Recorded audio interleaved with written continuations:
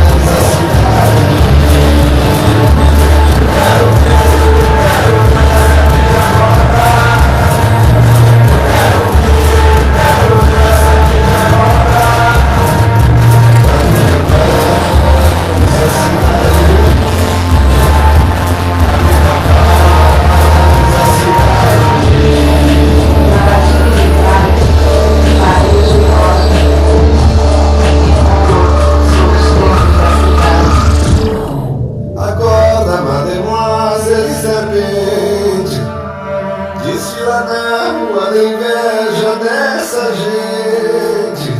Vem que tô encantado, já te espera acordado. Ouve o corpo que fala da brincadeira.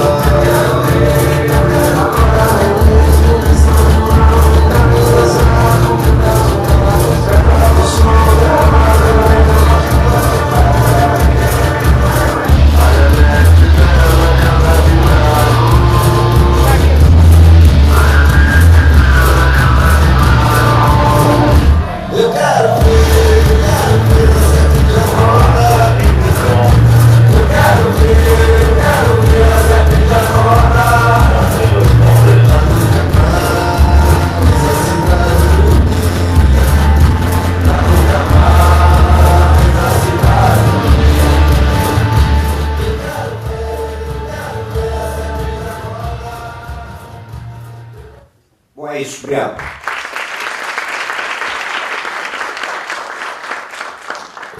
Obrigada, Bruno. Chamar o Fabrício. O Fabrício que é de Belém.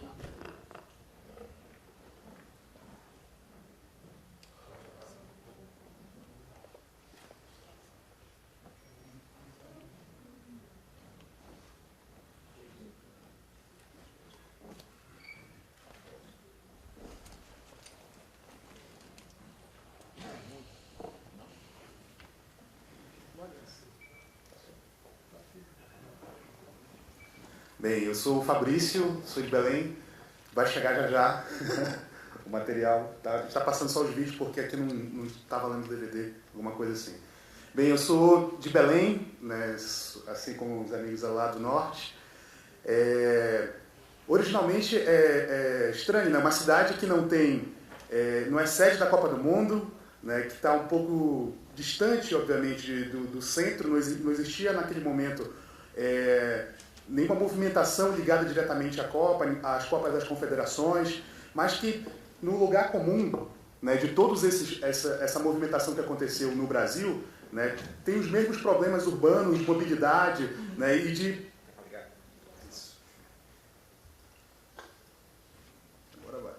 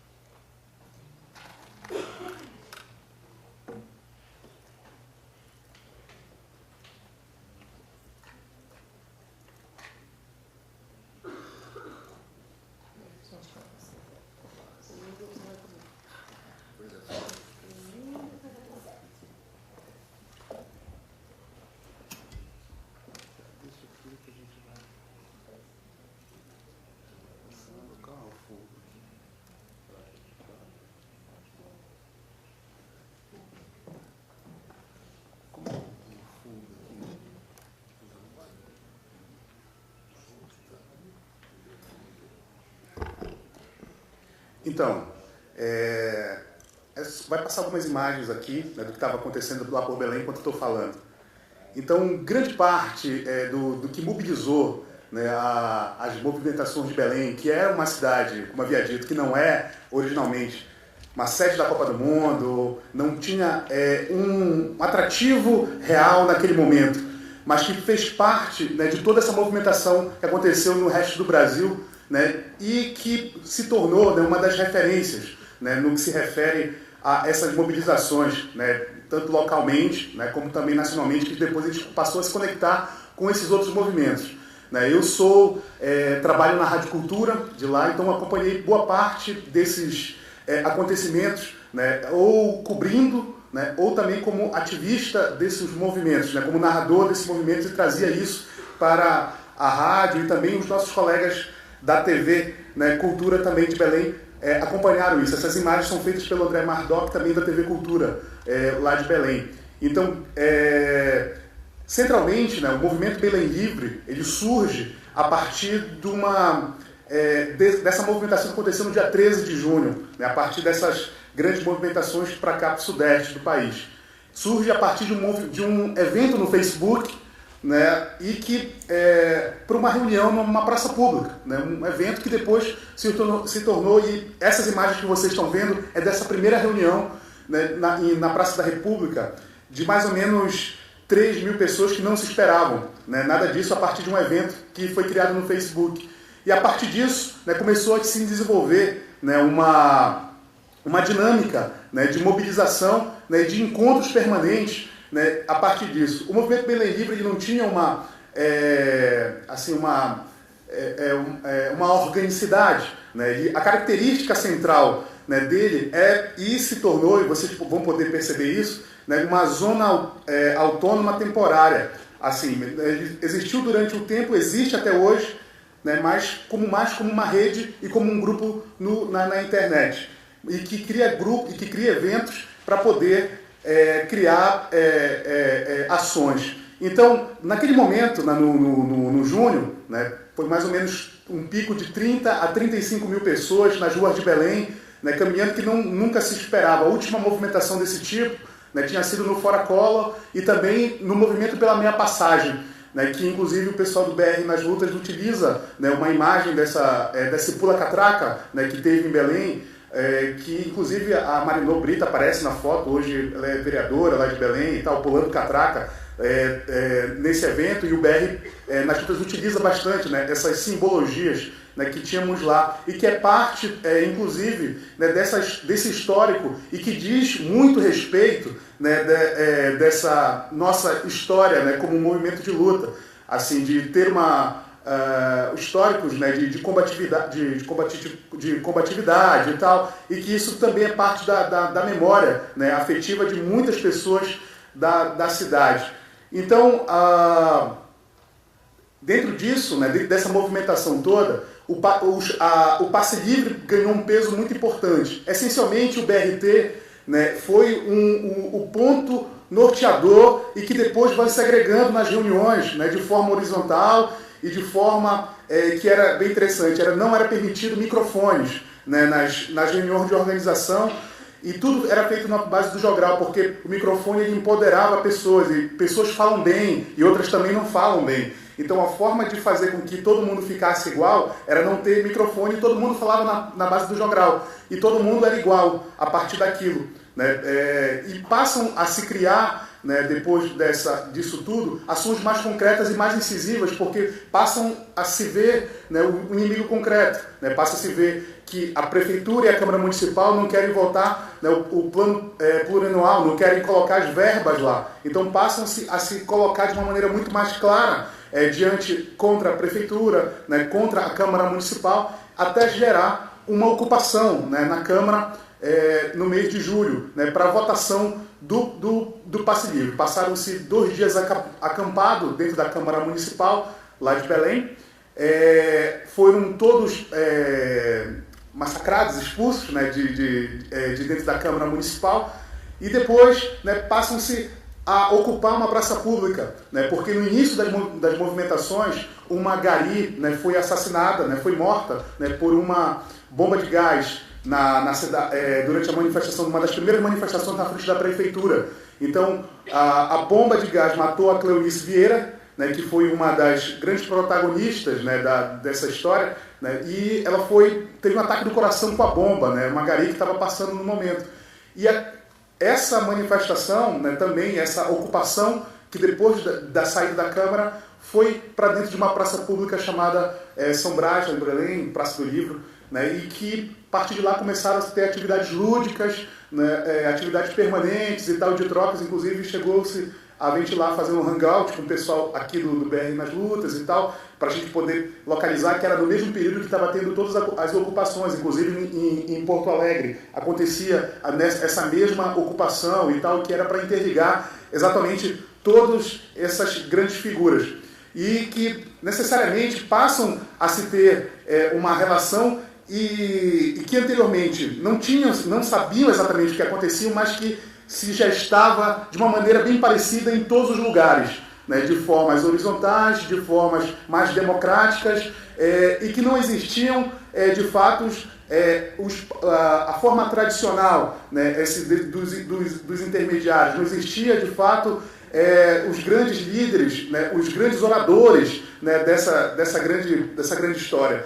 E todos passam a ser protagonistas, né, de um mesmo movimento. E que isso, depois a gente vai perceber que isso é parte integrante de quase tudo que estava acontecendo no Brasil afora, mesmo sem ter uma relação direta, né, sem mesmo saber exatamente o que acontecia lá em Recife, ou diretamente aqui em São Paulo, ou diretamente no Rio de Janeiro. Mas que todos eles acabavam se coordenando.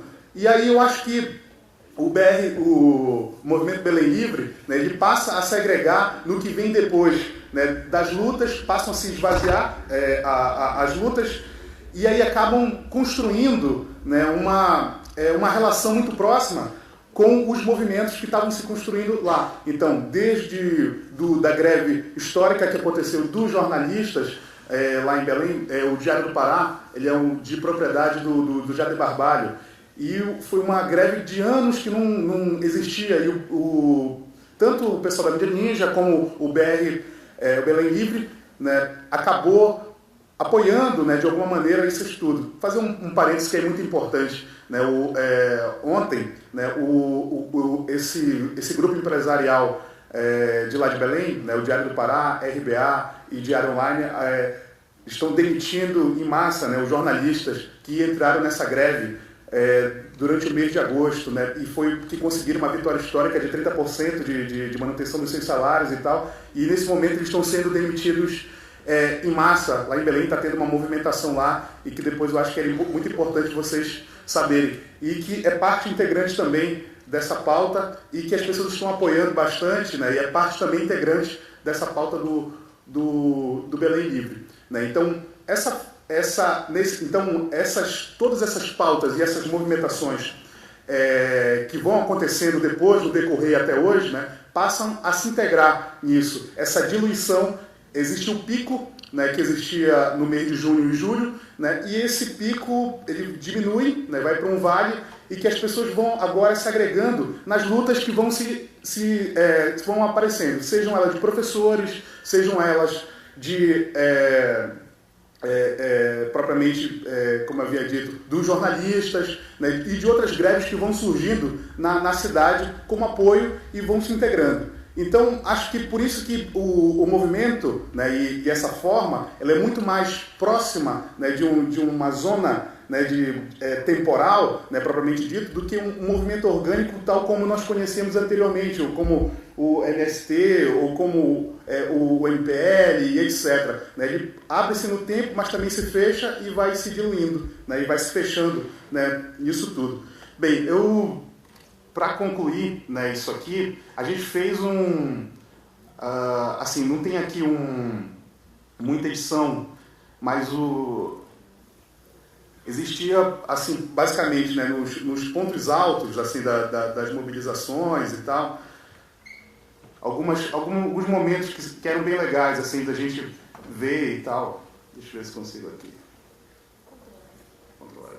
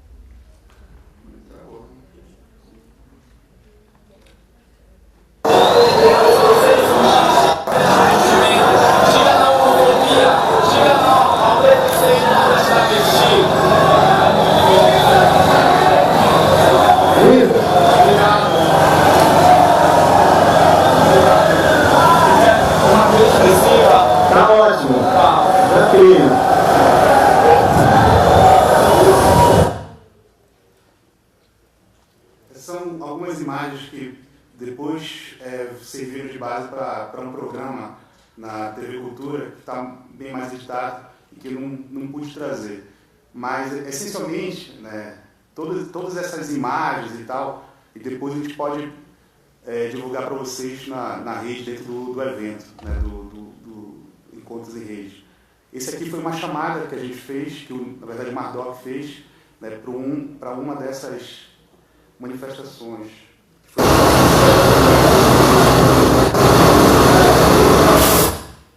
Não, agora não. Isso.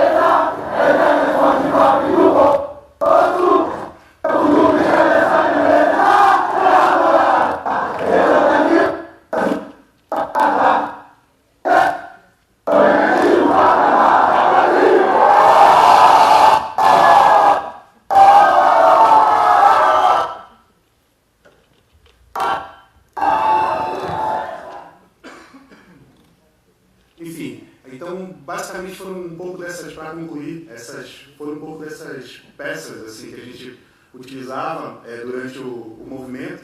Né? Então, hoje o grupo, né, do Movimento Belém Livre tem mais ou menos umas 13 mil pessoas, né, participando, colocando as suas coisas, né, falando, né, de mais ou menos de experiências comuns, né, do que acontece hoje e agregando o que exatamente existe nas lutas do cotidiano, né, já que lá meio que arrefeceu, né, as coisas. Então, é isso. Espero que tenha ficado um pouco mais claro o que aconteceu lá por Belém.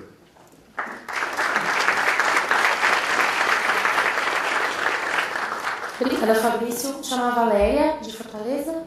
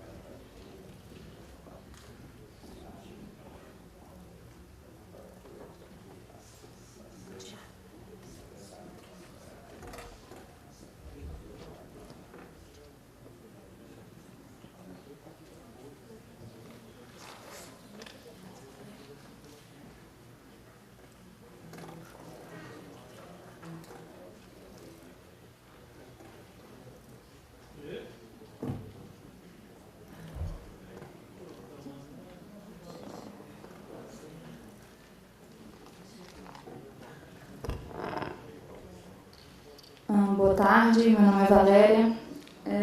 Eu tive que fazer um recorte aqui, vou trazer uma experiência de Fortaleza, que foi a ocupação no Parque do Cocó, né, que a gente chama, modéstia à parte, a nossa Praça Taksim, né, e guardadas as devidas proporções. Então, eu queria começar fazendo uma contextualização sobre Fortaleza, né, fica no nordeste do Brasil. A gente tem uma cidade que, naquele levantamento do IBGE, Fortaleza é a terceira maior influência regional em população no Brasil, assim, perde só para Rio de Janeiro e São Paulo. Então, é uma cidade que tem... O que acontece lá em Fortaleza tem bastante impacto nas cidades ao redor também. Tem uma galera de fora aqui, então, localizando, fica ali no cantinho do Nordeste brasileiro. E a gente também, num levantamento recente da ONU de 2012, 2013, Fortaleza foi escolhida, entre aspas, como a quinta cidade mais desigual do mundo. isso diz bastante coisa também da gente, né? É uma cidade que guarda bastante desigualdade em si, tem muita gente que ostenta bastante riqueza e uma grande pobreza espalhada pela cidade. A gente tem um estado, historicamente, que foi governado por oligarquias. Tem um episódio de 1912 que houve uma manifestação e as pessoas levaram crianças para se manifestarem justamente para evitar a violência, e não adiantou, as crianças foram pisoteadas pelos cavalos na época da oligarquia Scioli, e a gente mantém esse histórico, né, de só mudando as famílias, e atualmente a gente é governada pelos Ferreira Gomes. A gente vem de 8 anos de gestão do PT em Fortaleza, e agora, no início do ano, foi eleito um prefeito do mesmo partido do governador, né? Já era alinhado ao governo, porque o governo estadual foi colocado lá com o apoio do PT, e atualmente eles são do mesmo partido e agora foram para o PROS. Fortaleza também teve esse processo de manifestações em junho. Não vou entrar nessa seara, porque foi muito parecido com o que aconteceu nas outras cidades, mas no dia do Jogo do Brasil a gente chegou a colocar 100 mil pessoas na rua, ao redor do Castelão, fomos reprimidos e tal. Não vou passar vídeo também, porque o nosso principal vídeo tem 1 hora e 20 minutos. Sugiro que vocês procurem no YouTube, o nome é Com Vandalismo, produzido pela Nigéria Filmes. A Nigéria tem produzido bastante material nas diversas manifestações, e é um material bastante interessante, problematizando exatamente o que é essa violência que a gente está sendo acusada de ter nas manifestações, e eles fazem um retrato interessante desse processo. Essa foto aí é do Parque do Cocó, em Fortaleza. A gente tem uma cidade que perdeu nos últimos anos, nas últimas décadas, mais de 90% da sua cobertura vegetal. Então, é uma área que nos é muito cara, que fica numa área bastante valorizada da cidade, rodeada de prédios, né? E vizinho ao principal shopping da cidade, que é o Iguatemi, e tem sua legalização protelada há mais de 30 anos. É uma luta histórica do movimento ambiental de Fortaleza, o movimento Pro Árvore, que já foi citado aqui, é um deles. Fortaleza tem um processo de movimentos urbanos, movimentos ambientais bastante importante, né? Então não é de agora essa movimentação em proteção ao parque, como quiseram fazer crer, né? Que é politicagem e tal. Isso é um processo histórico antigo, que agora assimila algumas características dessas manifestações de junho e julho no Brasil. Aí a localização do parque, rodeada por esses bairros que estão destacados aí, são bairros de classe média alta. Ali o Meireles é o metro quadrado mais caro da cidade. E aí são várias intervenções que estão previstas para o parque. Então, assim, o caso que eu vou contar agora, que é uma manifestação contra o viaduto, é só uma delas, né? Então, há diversas coisas, mais problemas vindo aí, inclusive pontes estaiadas cruzando o parque, que eu não sei como é que a gente vai conseguir se contrapor, mas também só para dizer que isso é um caso específico dentro de diversas outras ameaças ao parque. O estopim, aí já é uma foto do acampamento, é um projeto de construção de viadutos que pegaria um pedaço do parque para construir uma alça. É um projeto bastante antigo, de 98, e que a prefeitura agora, né, com diversos acordos feitos com construtoras na época da eleição, precisa colocar à frente. Aí entra nesse pacote, mobilidade urbana, essa euforia que está tendo, né? Muito carro nas cidades, Copa, entra nesse pacotão de intervenções que as cidades precisam sofrer para se desenvolver. Então, o estopim foi esse projeto do viaduto que ia ser colocado à frente por essa gestão, que estaria prevista o corte de 94 árvores antigas, adultas, no parque, árvores grandes, como vocês estão vendo aí. Aí é na parte que foi já desmatada. Aí é o acampamento. Então, a reação das pessoas de Fortaleza foi fazer um acampamento. No total, foram 84 dias de ocupação. se eu não me engano, foi a ocupação mais longa que a gente teve no Brasil, né, a ocupação do espaço público, né, para protestar nesse contexto de manifestações. E por isso a gente acha importante também, resistiu muito tempo, foi desocupado, né, já estou antecipando o final, mas foi um final vitorioso. No acampamento se realizou diversas atividades, palestras, aulas abertas, trilhas, atividades culturais. A ocupação também tinha atividades internas de manutenção, fizeram uma cocoteca lá, uma biblioteca, exibição de filmes. Então era um negócio bastante movimentado, várias pessoas e grupos costumavam propor atividades para lá. Nossa. Queria destacar aí uma das performances que aconteceram para chamar a atenção ao desmatamento do parque. Uma coisa bastante importante que aconteceu foi um concurso de alternativas ao viaduto. Vários estudantes de arquitetura e profissionais construíram 10 propostas alternativas que não contemplavam viadutos, não destruíam o parque, mais sustentável, que contemplavam os outros modais e apresentavam à prefeitura, e isso não era considerado. Acampamento composto por maior diversidade possível, né, de militantes de partidos políticos, anarquistas, autonomistas, tinha ex-policiais, tinham flanelinhas que ficavam lá perto trabalhando e à noite iam para o acampamento. Então foi uma diversidade bastante grande. E toda essa diversidade tinha o objetivo único de salvar o Parque do Cocó. Durante a ocupação, pernoitaram lá, se revezando, mais de 300 pessoas.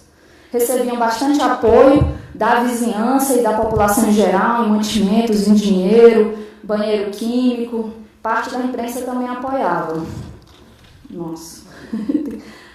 Um fato importante foi a visita do governador, esse sentado de branco aí. Chegou de repente no acampamento, ficou até as 2 horas da manhã conversando com as pessoas, né, se fazendo de super participativo, e 2 dias depois mandou a polícia para desocupar.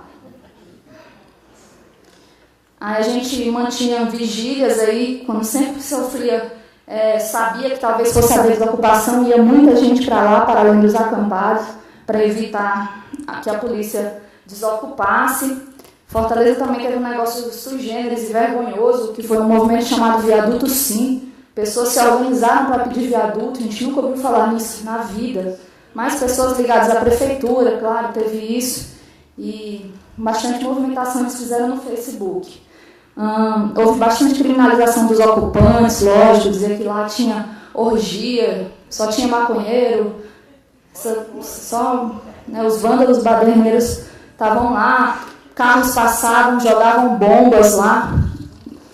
Carros passavam, jogavam bombas, xingavam as pessoas, era um processo bastante tenso durante 84 dias, as pessoas conseguiram ficar lá, são heróis. Grande apoio de advogados, a OAB de Fortaleza era contra a ocupação, então ia lá para tentar convencer as pessoas a saírem. Eu tinha colocado as idas e vindas jurídicas aqui, mas não vai dar tempo. Aqui aí dentro do acampamento, numa das polícias estava lá fora, as pessoas entraram para tentar resistir.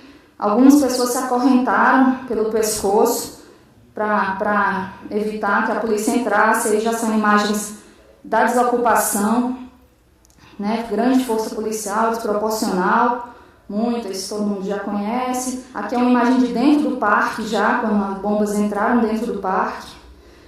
Polícia, com a sua velha violência de sempre, encostou esse rapaz aí na grade e colocou o choque na grade para aumentar a intensidade. Aí as câmeras de segurança viradas para cima, ali a vizinha ao parque, né? Ou estavam envergonhadas, ou não sei.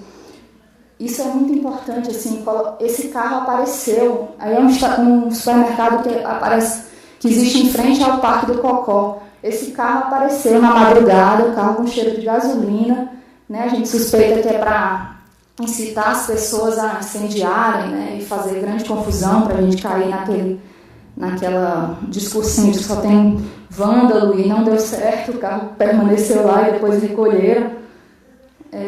Aqui é um vereador, nosso vereador de oposição, João Alfredo, grande ambientalista, negociando com a polícia e levando spray na cara. Já vou encerrar.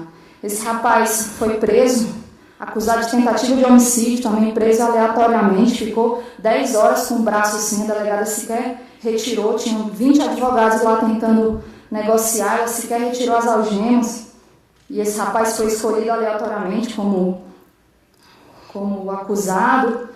Aí já depois da desocupação, as pessoas permaneceram na rua. Na primeira desocupação, já vou encerrar, gente, dia 8 de agosto, pela Guarda Municipal, foi de madrugada, as pessoas permaneceram num cruzamento bastante movimentado de Fortaleza, impediram o trânsito, e às 7 horas da noite a liminar caiu e a gente conseguiu retomar o parque à noite. Foi reocupado. No dia 22 de agosto teve uma nova decisão pela desocupação, faltando 25 minutos para o prazo para a ordem ser cumprida. A mesma juíza retrocedeu na sua decisão, depois de muita pressão, muita gente lá indo lá conversar com ela, e a ocupação permaneceu, e, por fim, no dia 4 de outubro, houve a última desocupação, violenta, como a gente já conhece também, e os manifestantes foram retirados à força do Pacto do Cocó, foram 300 homens do choque, né?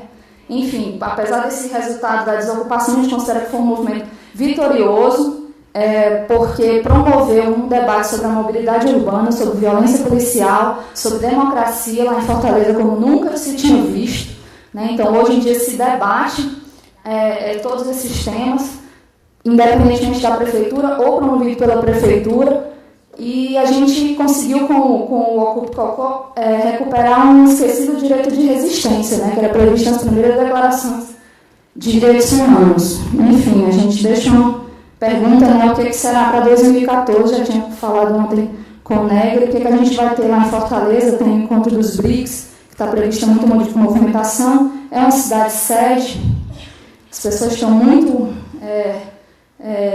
com raiva da polícia, e há a perspectiva de ter bastante embate lá. E a gente espera que tenha cada vez mais apoio das pessoas, apesar do medo da polícia prender arbitrariamente e tal. É isso.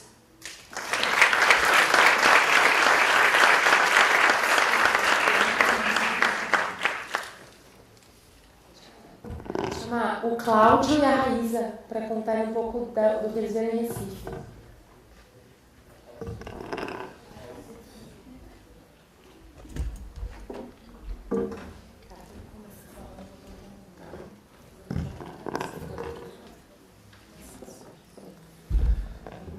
Boa tarde, gente. Eu sou integrante do Grupo de Direitos Urbanos de Recife, e é um grupo que se originou na internet, né, via Facebook, mas vem de um contexto de Recife de sempre discutir política, quando a gente já discutia através de blogs, né, o ativismo militante virtual durante as eleições de 2010. Né? E, bom, para contextualizar Recife, tudo bem. Recife é uma cidade de 1537, então é uma cidade histórica que teve sua plenitude até o começo do século passado, né, ainda com vários casarios históricos e tal, e os processos seguintes de renovação urbana se deram com a derrubada do patrimônio histórico, cultural, que na época eram os prédios da época, e com o engenheirismo facial, já expulsando as comunidades que habitavam o local, que era Recife, uma cidade portuária, né, e expulsando eles para as periferias. Isso é um marco da história de Recife, de todas as cidades brasileiras que vão construir seu projeto de modernização, expulsando as populações mais pobres, né, levando com isso também a história do lugar. Né. Nesse contexto, Recife, por volta, assim, nós vimos com as prefeituras, né, que imaginávamos populares ou que estariam ligadas ao defesa do interesse público, né, foram 3 prefeituras do PT, e hoje estamos sob uma do Partido Socialista Brasileiro, do presidente Eduardo Campos, né, tentando discutir a cidade, né, o processo.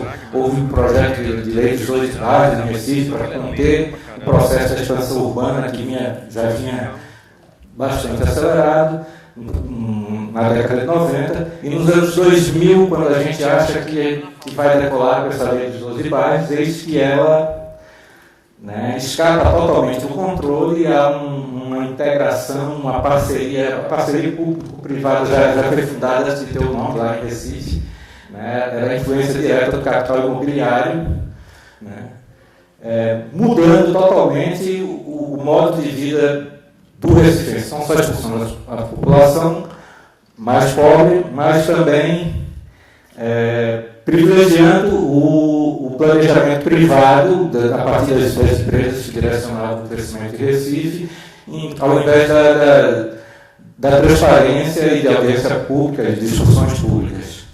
Dentro disso, deixa eu voltar para cá. Dentro disso, com essa sensação de falta de representatividade, de falta de participação que a gente já sentia, que mais nada acontecia, em 2011, um grupo se mexeu, apareceu pelo Facebook também, né, o Salve o Caiçara, em defesa que é um prédio da década de 40, remanescente da ocupação da praia de Boa Viagem, que era ocupada por pescadores e tal. Né. Mas o movimento que se deu Salve o Caiçara, Salve o Prédio, embora fosse também pelo patrimônio, pela memória efetiva do bairro, que já estava totalmente desfigurado por arranha-céus de 40 andares, 100 e tantos metros, né, se deu também pela percepção de aquele rumo sem planejamento, daquela falta de participação, estava acabando com... estava levando ao caos da cidade. A cidade é o colapso, engarrafamentos que a gente não tinha, a mobilidade virou um problema que começou paulatino, mas em pouquíssimos anos assim, se deu uma transformação que virou um inferno. Tem engarrafamentos de 1 hora para um espaço de 5 quilômetros, coisa que a gente não tinha. Então, nesse período, a gente começou o ativismo pelo Facebook, pelo Salve Caiçara, e num período mais ou menos parecido, houve um projeto de uma vereadora, que eu, se não me engano, é prima de Eduardo Campos, Marília Arraes, que pretendia, né, proibir as pessoas de beberem nas ruas e lugares públicos, como praia e tal. Esse era um projeto que, mais que moralista... possivelmente, você quer falar do projeto? Não, o projeto de lei de Marília Arraes, que a gente nomeou ele, que era o projeto da Lei Seca, era um projeto que iria proibir o consumo de álcool em via pública. E Recife é uma cidade que quem já foi lá e que conhece, é uma cidade extremamente calorenta, e as pessoas gostam de ocupar as calçadas, as ruas. E era um projeto que é extremamente higienista, porque à medida que a população começou a reclamar, como assim a gente não pode? E aí a gente começou a perceber que o projeto, na verdade, queria atingir os ambulantes, as pessoas que vendiam bebida nas calçadas, e atingiria especialmente o comércio informal, as periferias da cidade, porque numa das defesas desse projeto, a vereadora deixou claro que o centro do Recife, ou seja, os lugares turísticos, seriam preservados. E que lei é essa? Que em um lugar pode beber na rua e o outro não pode? E aí, a partir do questionamento dessa lei, todo mundo se reuniu no grupo novamente na internet para combater o PL da Lei Seca.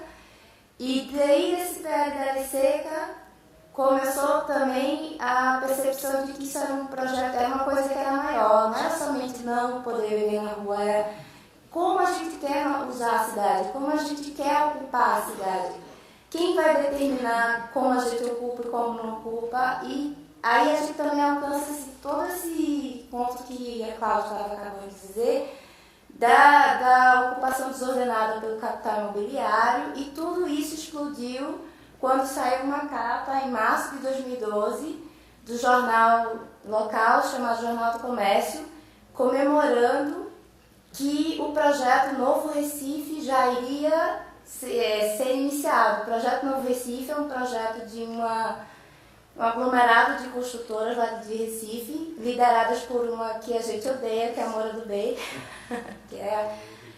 que ela é, assim, a principal... A líder do... É a líder da expansão, da distribuição e da expansão imobiliária. E esse projeto previa 13 torres de 40 andares, nesse local aqui, que é o local do Cais José Estelita, que é um local que é no bairro de São José, que corta, né, cruza o bairro de São José com... O Cais José Estelita, ele está na área do curso d'água, né, o encontro do rio com o mar, né, e ele fica praticamente colado ao bairro de São José. O bairro de São José seria a última vista para essa situação do mar, e esses prédios seriam ocupados justamente tapando a visão, tanto do bairro de São José, a partir do bairro de São José, para o mar, como também a visão de quem está de fora, passando pela Avenida Estelita, ter a possibilidade de ver o patrimônio histórico-cultural. Né? E ali também moram pessoas de baixa renda, né? que também obviamente expulsas por um projeto totalmente elitista, né? que não circularia pelo bairro para fazer compras, porque é um bairro o bairro de São José é histórico, mas é um bairro popular também, então não teria nada atraente. Né? Eles já estariam em choques. A gente tem um exemplo similar, né? Foi a construção das Torres Gêmeas em 2008 para 2009, que também foi um processo que entrou em discussão jurídica, mas acabaram construindo. Mas que é a prova de que esses tipos de empreendimentos, eles não revitalizam os centros, eles expulsam os moradores locais, porque jamais se viu circulação de moradores daquele local nos bairros, então não dinamizou a economia em nada, que é uma das desculpas para se implantar esse projeto com o apoio da prefeitura. Né? Bom, então é isso. A partir daí dessas manifestações, tanto quanto o projeto de Marília Reis, PL da Lei Seca, tanto pelo Salve Caiçara, nós nos juntamos, nós passamos a nos conhecer pela rede, a maioria de nós, uns poucos de nós nos conhecíamos, e desse movimento de rede nós fundamos pela rede o Grupo Direitos Urbanos, né, que era discutir o direito à cidade, como o Raíssa colocou, o direito ao uso do espaço, a direito à discussão sobre a cidade, sobre a transparência da maneira de como a gente queria que a cidade acontecesse, passasse a vir a ser, né, da inclusão. Bom, dentro desse processo, criamos o Grupo de Direitos Urbanos, promovemos uma audiência pública, né, para deter esse processo que já era iminente, a construção desses prédios já estava para acontecer. Nós conseguimos ir ao Ministério Público, nós fomos buscar, porque a gente precisava muito de objetivo. A cobrança da gente, assim, se a gente ficasse só reclamando, a coisa já estava para acontecer. Então nós fomos às ruas, criar o fato midiático, criar o Ocupe Estelita, mas também nós fomos ao Ministério Público para que a ação se impedisse. Nós tentamos concretizar, quer dizer, impedir a concretização daquele projeto. A partir disso, o grupo foi crescendo, hoje temos 14 mil membros que acompanham o Facebook, e a gente está fazendo esse movimento sempre de conceituação. A gente precisa contar essa história do que é o problema que é gerado pela especulação imobiliária, pela expansão sem planejamento, né? É um trabalho de convencimento também da sociedade, porque a gente produz conteúdo, produz texto, produz material. Estamos atuando também, criando grupos técnicos de trabalho também pelo Facebook, grupos de legisladores, chamando arquitetos, atraindo urbanistas, propondo novamente essa discussão, e a gente leva tudo isso para a rede, né? Promovemos o debate dentro do grupo, que é um fórum praticamente, né? E tentamos levar isso para a rua novamente, ou seja, via as ações judiciais. O caso do Novo Recife Não aconteceu até agora, era um fato consumado, né? Conseguimos barrar eles em algumas luminárias da Prefeitura de Recife no final de 2012. Já estava para aprovar o projeto, nós fizemos um Ocupe Prefeitura também, marcado via rede. Deixa eu ver se tem mais alguma coisa. E, bom, para concluir, a gente sentiu que essa discussão precisava incluir a cidade, né? Nós não podíamos ficar só na rede. Criar os fatos midiáticos de ocupação era também chamar a atenção para a mídia e ter respaldo nos jornais. Tanto conseguimos atrair, também fomos às outras comunidades pobres que seriam atingidas pela área. Algumas se envolveram, como a comunidade do Coque, que seria diretamente atingida por esse processo de expansão imobiliária. E hoje conseguimos nos articular também com ONGs e outros movimentos sociais, de modo que, para concluir, bem rapidinho, de modo que acabamos articulando a nossa participação na 5ª Conferência das Cidades, né? Mudamos um pouco o modelo de proposta do que seria o Conselho de Desenvolvimento Urbano hoje, que aprova todos esses projetos de Recife, né? Tentamos, através dessa conferência, derrubar esse conselho, né? E criar algo com cidades que é previsto é uma proposta do governo federal de ampliação da participação urbana, e estamos nessa luta até agora, trazendo da rede, voltando para a rua e da rua para a rede novamente. A gente pode mostrar o videozinho? Daqui é um registro de um dos Ocupes Esteritas que a gente fez. Eu acho que esse é o primeiro de 2012, né? Sim. Deixa eu ver.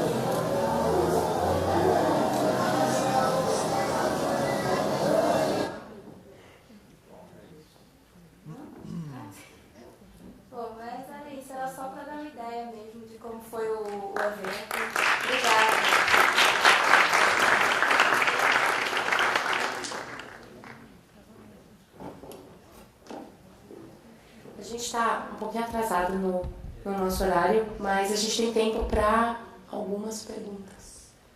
A gente só vai segurar aqui, na verdade, para que a gente consiga concluir nos próximos 15 minutos. Acho que a Jordana está recolhendo inscrições, né? Se puder levantar aqui. Eu não consigo ver porque tem muita luz aqui. Intervenções, se alguém quiser fazer uma intervenção, ou até mesmo na mesa. Tá. Vou pedir para falar no microfone porque está gravando. Eu não falei de Porto Alegre, né? Não sei se a companheira foi. Se a companheira vai falar depois sobre Porto Alegre. Gravando, seus microfones embora. Foi.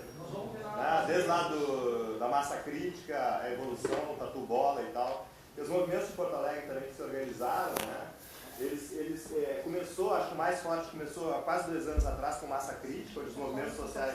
Não funciona o microfone.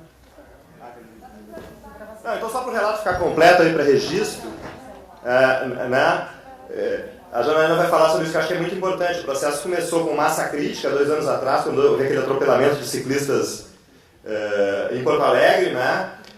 E depois o movimento ressurge, né, com exatamente a defesa pública da alegria. Então só vou citar os movimentos principais que movimentaram Porto Alegre. Defesa pública da alegria, Quantas Copas por uma Copa, né, Bloco de Lutas, Frente Autônoma, né, foram os principais movimentos que movimentaram Porto Alegre. Todos eles, por isso que a identidade tem com esses movimentos aqui que a gente viu, todos eles, o grande questionamento é a questão da mobilidade urbana, do espaço urbano. Esse foi o grande tema, né, que mobilizou, e o tema da violência policial. Né? Então acho que são 2 temas que é muito semelhante, né, com todos os movimentos do Brasil, né, temas em defesa dos espaços públicos, né, contra a privatização dos espaços públicos e contra a violência policial. Né? Então, no meu relato eu não falei muito sobre Porto Alegre, mas acho que isso pode ser retomado mais adiante.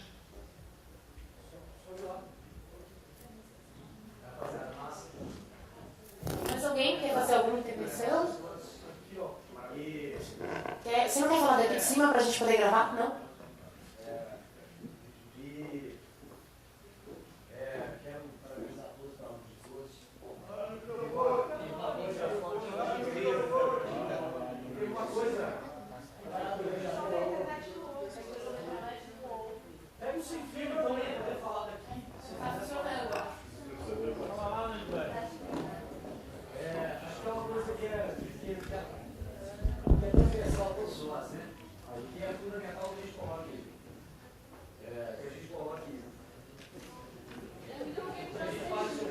Assim, tá ok.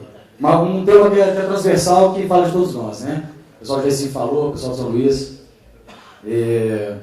As cidades, as grandes metrópoles do Brasil estão sendo vendidas.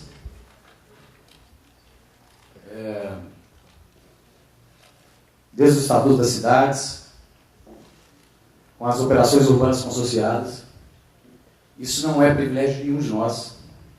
Não é privilégio das cidades que querem se colocar como centrais. E aí, a gente veio do Rio. Como é que é? O G do Rio. Uma coisa que ele falou, que também eu acho que é uma coisa que aflige a todos nós, né? Pô, como é que vai falar pra rapaziada que é massacrada, que eles são massacrados? Mano, eles sabem disso, né? Será que essa estrutura toda caduca que a gente está aqui falando dela, inclusive a própria estrutura desse seminário aqui, essa academia que é muda, que é surda, que é cega, mas que fala pra caralho, esse poder público que não resolve porra nenhuma, será que até quando a gente vai ficar, então, tentando ser vanguarda de alguém, sacou? Acho que é justa a colocação. Mas então, nós vamos nós temos que ir lá pro morro para falar que os caras que são massacrados, velho. É justa a dúvida. Mas nós é que somos a luz desses caras, nós somos representantes de quem, porra? E aqui, outra coisa. Quando a gente pensa nessa ideia de representação, cara, a gente mata a resistência. Né? Então, só para falar nessa colocação, acho que é uma pauta transversal, acho que massa que vocês colocaram isso. Mas que a gente tem muita clareza que as nossas cidades estão sendo vendidas, cara. A gente pode parar de falar em meandros, cara. Isso não é brincadeira, né? Enfim. Então, quero dizer isso. Dizer que que a gente tem uma ponte, todos nós, acho, nesse sentido.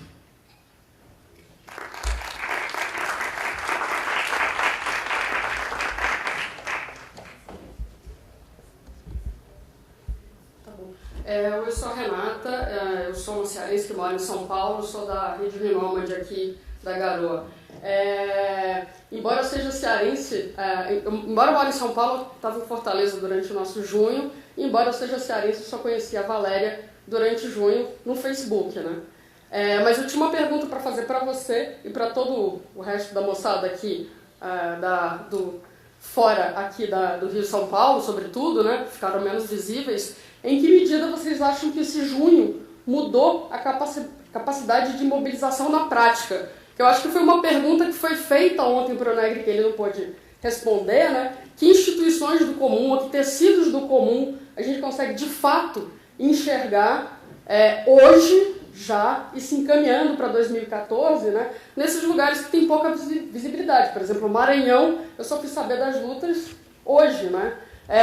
Falo isso porque eu estive em Fortaleza lá em junho, e a sensação que eu tive que o Ocupe Cocó, que foi um movimento lindo, assim, eu me arrepiei loucamente vendo a Valéria falar, rememorando tudo, né? Não teria tido a penetração que ele teve se não fossem as lutas da Copa, em junho. Se não tivesse tido aquelas 100 mil pessoas na rua, quando aquele bando de maluco que somos nós fomos ocupar o Cocó, quer dizer, eu não acampei lá, mas eu estive lá várias vezes, a repercussão que teve para o resto da galera, inclusive a galera que toma porrada todo dia, muito mais do que todos nós aqui, teve uma qualidade totalmente diferente. Eu queria saber se a Valéria concorda comigo e se essa repercussão, essa mudança de qualidade, de uma atenção de outros tecidos, né, em relação às lutas pelo comum, também se deu dessa maneira qualitativamente, até quantitativamente falando, em relação a São Luís, Belém, Recife, hoje, né?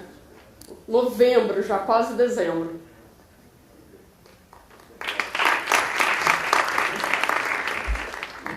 A gente vai terminar de ouvir as intervenções, depois a gente abre para um comentário final que responda, se for tudo bem. Gabriel, agora.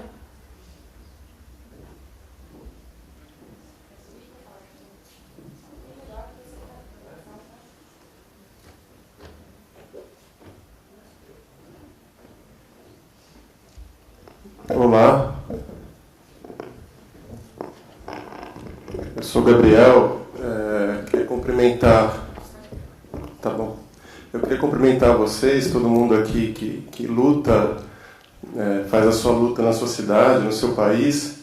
Eu sou Gabriel, faço parte, eu milito na Ciclocidade, que é uma associação de ciclistas aqui de São Paulo, e trabalho na ação educativa com política pública de juventude. Primeiro eu queria fazer eu não queria discordar, nem sei se eu tenho esse acúmulo para discordar, mas eu queria fazer um contraponto a algumas das colocações sobre o papel das redes sociais e da internet. Foi apresentado na outra mesa o passe livre às Mães de Maio como nós da rede, né, como hubs. Eu conheci hoje, hubs foi a palavra que usaram. Eu só acho que são movimentos muito clássicos. Conhecendo esses movimentos sociais, a forma como eles se organizam, eu não vejo algo assim tão diferente do que era a política passada. Acho que às vezes a gente... É claro que as instituições, talvez as instituições partidárias, talvez tenham deixado de fazer a tal política que a gente valoriza. Mas eu não acho que essa política se transformou tanto e o que se faz é tão diferente. Porque eu acho que esses grupos, Mães de Maio, Passe Livre, não sei como é que são os de vocês, mas são muito clássicos, não vejo características tão diferentes assim. Então acho que tem às vezes uma fetichização desse papel da internet e acho que às vezes a gente deixa de falar da pauta. Porque foi muito legal que agora vocês falaram das pautas, porque a gente tem que falar qual é a pauta que as pessoas estão discutindo, é isso que nós estamos discutindo. E queria trazer me cantaram aqui, que, por exemplo, as greves do ABC, as greves que foram lideradas, entre outras pessoas, pelo Lula, nos anos 80, elas geraram várias outras greves inclusive de grupos que não estavam organizados, sindicatos que não estavam suficientemente organizados. Então elas tiveram esse mesmo movimento de gerar, de se espalhar. Então acho que isso é uma coisa natural da política, do processo do fazer político. Acho importante que a gente observe, que a gente discuta a internet, mas que a gente não queira colocar nela o que não é dela. Então acho que as coisas se espalhem, que elas se ampliem, que a nossa ação ela se multiplique, isso é natural do fazer político. Eu acho que elemento central foi o que o Jefferson trouxe da classe média e da periferia. Né? Acho que, em que medida os nossos movimentos, talvez uma pergunta a ser feita, conseguiram agregar... Falta dialogar a periferia e classe média, e as pessoas da classe média. Então, acho que o MPL foi feliz de trazer um elemento central. E a questão tem um muro aqui em São Paulo que está escrito: o urbanista de São Paulo é o capital, na linha do que o rapaz falou ali. Então, acho que essa é uma discussão central, né? Essa é uma pauta central de todos nós e que agrega a periferia. Mas os grupos culturais da periferia em São Paulo, eu vi pouco eles na rua. Eu vi pessoas da periferia, mas os grupos culturais ligados a uma rede de saraus, do programa Vai, que aqui são muito fortes, e inclusive aqui hoje não estão presentes. Então, é difícil pensar como é que a gente captura, traz, não capturar no mau sentido, mas como é que a gente mobiliza essas pessoas.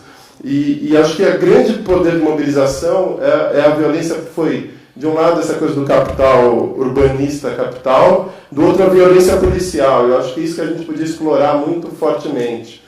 A violência policial foi um elemento agregador de todas as classes sociais. Por outro lado, vou terminar, uma última coisa. Me chamou muita atenção como a questão da biografia mobilizou tantos intelectuais. Toda a intelectualidade brasileira defendeu os biógrafos, mas a intelectualidade não falou sobre a lei do Rio de Janeiro, que é um absurdo, a lei é um AI9. Como é que isso não foi discutido? Como é que a intelectualidade ficou revoltada com a biografia e não falou nada dessa lei? Então, um pouco dessa discussão entre as diferenças entre periferia e classe média e intelectualidade, que acho que seria importante da gente aprofundar, se vocês puderem falar sobre isso. Bom dia.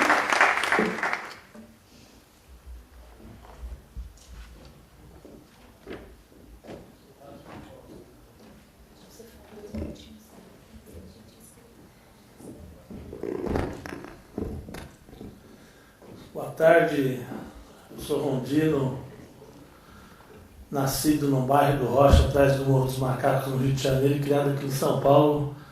Foi lá na casa maternidade, Casa da Mãe Pobre. Sou bancário. Em 1980 fazia psicologia na USP, ajudei a fundar o PT.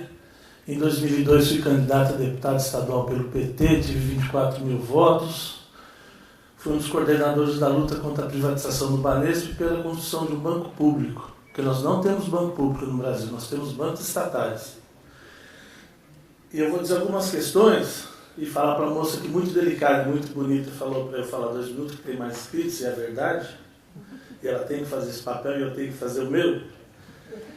De que o seguinte, a exposição deles, em respeito a eles virem aqui, seria legal que esse processo permitisse que esse monte de coisa que esse moço acabou de falar aqui, todo mundo pudesse processar e prosear com ele e com todo mundo. Porque ele falou muita coisa boa aqui. E eu acho que nós temos que começar a mudar as coisas. Eu vou dizer algumas coisas para vocês. No Brasil, de 5.500 municípios, eu não sou fiscal de trabalho, tá? Eu sou bancário. E faço filosofia lá na porra da USP. Tem 3.000 fiscais de trabalho no Brasil. Vou dizer do estado que eu moro, São Paulo. 645 municípios. Alguém aqui sabe quantos fiscais de trabalho tem no estado de São Paulo? Não tem 400 nas ruas. Sabe quantos policiais tem para arrepiar o cacete em nós? 120 mil. E eu vejo caras do PT, do PSOL e de um monte de gente pedindo: eu quero mais segurança, eu quero mais polícia. Alto lá. Eu quero mais fiscal de trabalho. Porque se eu tiver dinheiro, eu boto para fuder, eu faço trabalho de estado, eu faço capeta nesse estado, eu roubo. Eu não pago imposto, eu sonego. Todo supermercado, que vocês forem aos domingos, pergunte para os caixas se eles são registrados no domingo. Isso é furto. Mas o dono do supermercado, ele quer enfiar o dedo no interruptor, ele quer que acenda a luz. Ele quer abrir a torneira, ele quer água. Ele quer ver o imposto que ele não paga funcionar. Então tem um problema. Agora, eu vim aqui por contradição, sabendo pela... Quer dizer, na verdade, eu nem sou pela internet. Eu me inscrevi pela internet, mas subi no curso de filosofia da diferença que eu falo fora da USP. E eu sou depoente, no caso dos 2 colegas que saíram de uma festa lá na filosofia e foram presos pela tropa de choque, a Chaque, que eu fiz um poema antes, na sexta-feira, porque eles mentiram. Aqueles 2 jovens que eu conheço, eles não estavam na reitoria da USP. Mas foda-se, Rondino. Nós somos a tropa de choque do estado de São Paulo, que a população, sedenta de ser servidora, pede polícia para acabar com os vândalos. Quem são os vândalos? Então, se é o capital que constrói as cidades, eu quero fazer a seguinte pergunta, provocação. Mas nós só vamos chorar pelo capital? E qual é a nossa ação do dia a dia? Qual é o tamanho do nosso protesto, da nossa luta? Quando é que nós, para encerrar, quando é que nós vamos assumir aquele espírito do chinês que na Praça Tiananmen, em julho de 89, foi lá o louco xarope, e ele sozinho ficou na frente daquela coluna de canhões e falou, vão tudo se foder, vocês vão soltar bomba, aqueles estudantes vão ter que soltar em mim. Então é isso, ou a gente reinventa a política, um outro fazer, que eu não sei como é que é, mas essa é a questão. E em junho, o que ficou claro para mim é o seguinte, essa polícia e esse poder não é tão soberano como parece ser, assim como a força dos Estados Unidos não era tão soberana como parecia ser. Porque o Afeganistão foi lá e botou os aviões naqueles prédios. Elidiane?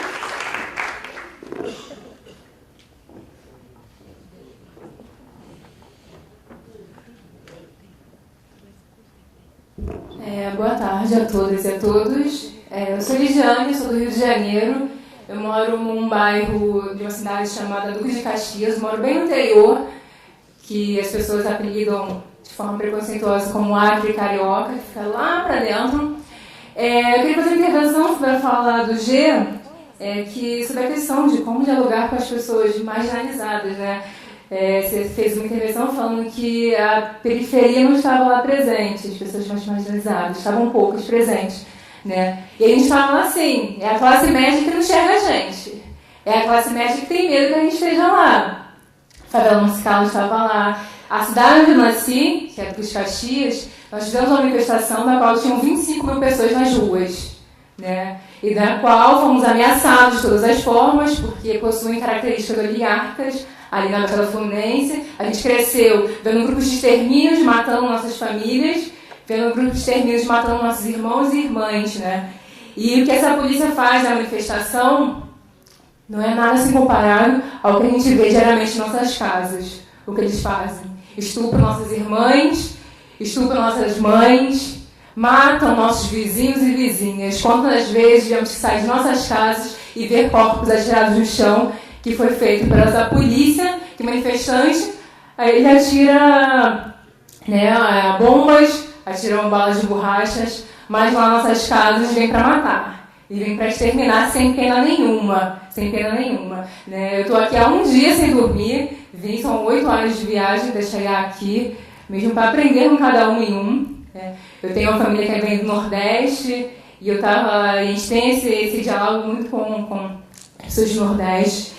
E sobre a questão deu uma esfriada das manifestações, mas eu falo do Rio de Janeiro, que sábado e domingo, nesse próximo sábado, domingo e segunda, as mulheres estarão ocupando as praças no Rio de Janeiro, terão manifestações em Duque de Caxias, em Campo Grande, em Manguinhos e na favela do Vidigal. Estaremos lá repudiando essa polícia, e na segunda-feira a gente estará ocupando o centro do Rio de Janeiro. Estamos convocando todas e todos, em repúdio a toda essa violência que vivemos em nossas casas, por toda a nossa ancestralidade lá. Né? Essa é a intervenção que a gente faz, e que a gente vai estar ocupando todos os espaços, A gente está aqui em São Paulo pela liberdade, mas também para ocupar, para dialogar com as pessoas do Grajaú, para dialogar com as pessoas de todo esse território, com as pessoas do Nordeste, com as pessoas do Rio de Janeiro e aprender e construir sim uma luta toda coletiva. Eu acredito na luta que é construída no olho a olho, no sangue a sangue, pessoalmente, né? Eu sou uma manifestante que eu não tenho esse diálogo, eu tenho às vezes aversão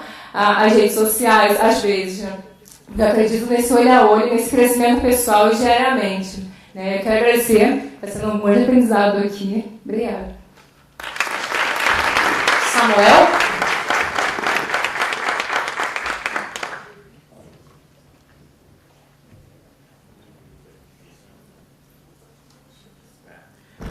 Boa tarde a todos e a todas. Eu sou um militante velho e um velho militante do Partido dos Trabalhadores. E eu trabalho na diretoria de educação, sou professor da rede municipal, sou coordenador pedagógico numa escola lá em Cidade de Tiradentes, que é para lá do Acre, né? Fica lá na boca do cachorro. E agora eu estou no governo do Haddad, eu estou na DRE de Guaianazes. Por estar na DRE de Guaianazes, eu faço parte de um núcleo para a educação, para os direitos humanos, né? Que se reúne lá no SME, junto com a Secretaria de Direitos Humanos. E o pessoal está preparando um seminário para o ano que vem, tiraram uma pauta, vários nomes, e trouxeram, apresentaram para a gente lá. E lá, nós somos professores, né? E o pessoal falou, nossa, está maravilhoso. Falei, alto lá, falta uma coisa aí. Precisa ter esse tema aí, né? Da rua, o junho e tal. E o pessoal falou, mas como é que a gente pode chamar isso, né? Cyber Mobilization? Enfim, não sei, tem que entrar na rua aí, né? Tá. Entrou. Para minha surpresa, no dia seguinte, alguém mandou um e-mail e era aquele ali, né? E a própria Secretaria de Direitos Humanos está organizando isso, que eu quero parabenizar. E aí fiquei pensando, né? Igual a rapaziada estava aqui em trismo, e na esquerda em trismo é uma coisa antiga, né? Então alguém está vacilando, mas enfim.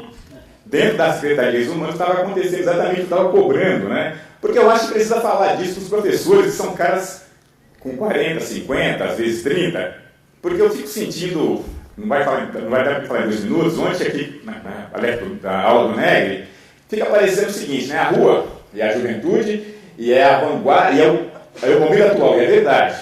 Mas toda a luta que nós fizemos lá para trás parece que também. E aí eu acho que, se um erro vou fazer isso, porque a grande novidade para mim na política foi quando eu descobri nos últimos 5 anos, depois de 33 anos militando no PT, que é possível ser pós-estruturalista, ou seja, que é possível ser molecular e menos molar, não é? Que as coisas não estão fechadas, elas se interligam, existem fluxos, né? Como lembra o Deleuze. Então, eu acho o seguinte, o comum é o que nós da velha guarda lutamos e o comum, que é comum que vocês estão na rua e nós também estamos na rua, não é? Então, acho que precisa meio que quebrar um certo negócio que parece que são estanques, né? O atual a rua. É uma coisa aí... Porque ontem se falava assim, não, mas os caras do PT, né? Gente, nós estamos aqui, que é um governo do PT. Eu lá, onde trabalho na minha humilde diretoria de ensino, consegui contratar um curso, né, do Espaço Atual, que está indo lá exatamente ensinar professores, 40, 50, que existem outras palavras, né, que existem afetos, Spinoza, Nietzsche. Então eu acho que não dá para desprezar tudo que foi conquistado, como diz o Martinho da Vila, né? Seguro de tudo que foi conquistado, e temos que juntar com isso que está acontecendo hoje e, inclusive, fazer internamente nas estruturas que já existem, disputas, né? Para ir quebrando uma certa organização clássica e introduzindo venenos, né? Inoculando venenos, vírus, para que aquilo possa se explodir e virar molecularidades. Obrigado. Eu vou voltar agora para o nosso painel. A gente passou bastante do tempo, então eu queria saber, aqueles de vocês que quiserem fazer uma intervenção final, 2 minutinhos, por favor. Oi. Entrou aqui. Não, eu vou ser rápido, né? Quer dizer, companheiros que falaram ali, vamos colocar a internet no seu lugar. A internet não é uma rede de computadores, a internet é uma rede de pessoas. Em cada ponto da internet tem uma pessoa. Então, quando nós falamos do papel da internet, nesse processo de revoluções que nós estamos vendo no mundo inteiro, é como essas pessoas se conectam a partir de um novo patamar de relacionamento. Então, é óbvio que até junho, a maioria dos militantes clássicos, jovens ou mais velhos, podiam até continuar com esse discurso. Não vamos fetichizar a internet, vamos relativizar o papel da internet. Mas depois de junho, do que aconteceu no Brasil, continuar com esse discurso, para mim, significa que há uma resistência muito grande de alguns militantes, jovens ou principalmente os velhos, em relação às novas formas de participação que estão surgindo. Se vocês tivessem assistido, não sei se assistiram, a apresentação anterior aqui do nosso trabalho, né, que foi feito pelo Javier Toré, pelo Bernardo Gutierrez e pelo Tiago, né, se vocês tivessem prestado atenção no relato de cada uma das pessoas aqui que disseram nosso movimento começou com um grupo na internet, etc., etc., talvez vocês estivessem vendo que o mundo mudou, que não é aquele mundo que nós aprendemos nos manuais da Revolução Industrial, nos manuais dos partidos políticos, etc., etc. Então, acho que vale, sim, a gente fazer uma reflexão que há nesse contexto. Se a gente for para a pauta é de 100 anos. A pauta que está nas ruas é a pauta que está há 100 anos nas ruas, ou mais, 500 anos nas ruas. Só que aqui nós estamos fazendo um processo de reflexão. E aí, nessa reflexão, a gente tem que procurar incorporar o que tem de novidade, o que a gente pode, nesse processo, né, aprender um pouco mais uns com os outros. Né? Então, eu só quero colocar aqui, eu sou daquelas pessoas que acham e acreditam que o que está acontecendo no mundo, desde 2011 principalmente, mas já tem mais de 15 anos, né, é uma revolução digital, né, e que ela está tão importante como foi a revolução industrial do século XVIII e século XIX, que alguns jovens e alguns mais velhos ainda se apegam nesses modelos anteriores. Né. Então, eu queria dizer que eu acho essas intervenções, como foram feitas aqui, eu respeito, mas intervenções bastante reacionárias em relação ao processo que nós estamos vivendo no mundo inteiro, de revolução global, revolução digital, novas ferramentas, empoderamento individual na construção de grandes movimentos de massa e de ações coletivas. Né? Se eu perguntar quais foram as grandes ações de massas que aconteceram no mundo nos últimos 14 anos ou nos últimos 15 anos e que não tiveram a internet como instrumento de mobilização social e não as velhas organizações da era industrial, que infelizmente alguns jovens e alguns velhos ainda estão apegadas. Obrigado.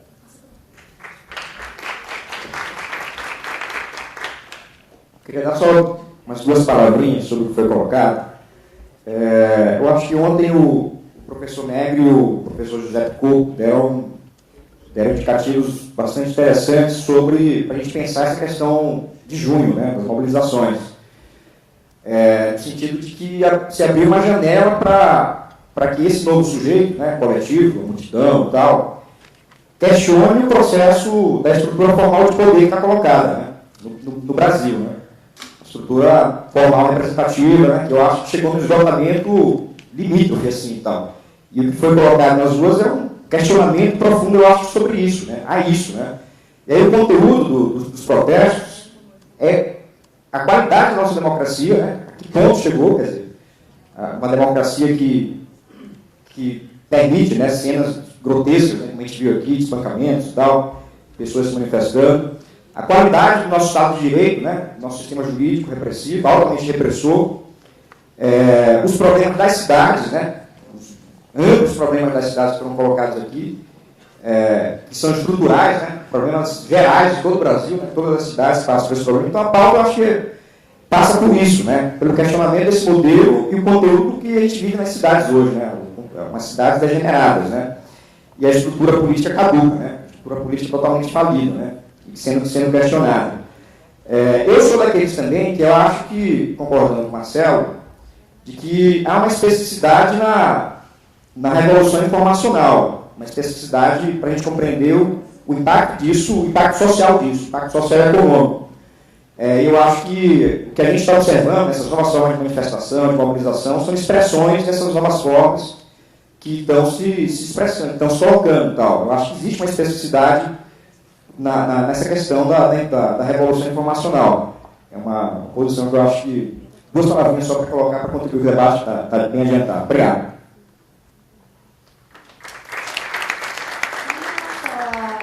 A questão que foi colocada aqui, entre um diálogo maior entre o movimento que se forma desde a internet e os movimentos que já existem, os movimentos que, diria assim, offline, digamos.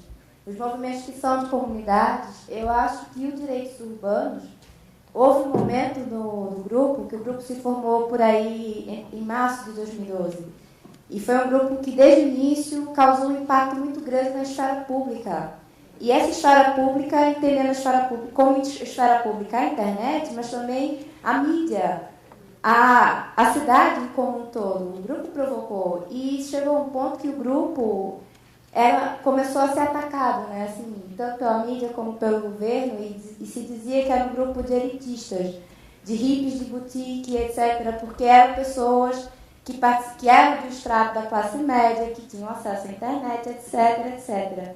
Mas o grupo conseguiu ampliar a discussão a um nível que conseguiu agregar as pautas das comunidades dentro. E hoje tem a comunidade do COC participando do grupo. Cláudio sabe melhor. A de Brasília Teimosa também, que é uma comunidade que está do lado de Boa Viagem, que é o lugar preferido atualmente do capital imobiliário na Recife por causa da praia. Essa comunidade é vítima constante de ameaças pelo capital imobiliário. Então, o grupo acabou agregando na sua luta as lutas de vários outros grupos. Então, na verdade, volta até a questão também da internet como um fórum de discussão. A internet como essa ferramenta agregadora, uma ferramenta de possibilidade de ampliação de debates que já existiam. Então, é só para ressaltar que em Recife a gente não tem sido fácil, ainda não é uma experiência que eu possa dizer assim. A gente tem a resposta de como faz para agregar periferia com uma luta de classe média e acabar com a luta de classe no mundo, não é isso. Mas a gente tem vivido essa experiência lá de agregação de pautas, de agregação de pessoas no grupo. E eu acho que é uma experiência bem interessante, assim, desse ponto de vista também, só para destacar.